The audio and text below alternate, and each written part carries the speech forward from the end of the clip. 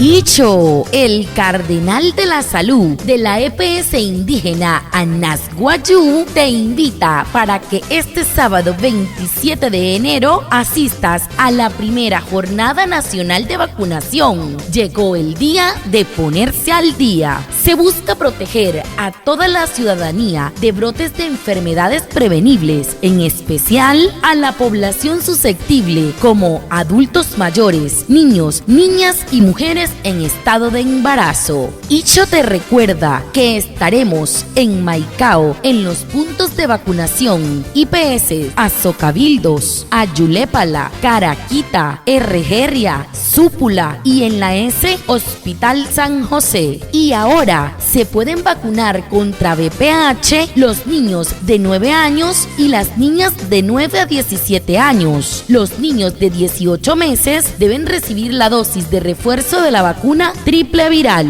Icho te recuerda, las vacunas son gratuitas. Llegó el día de ponerse al día.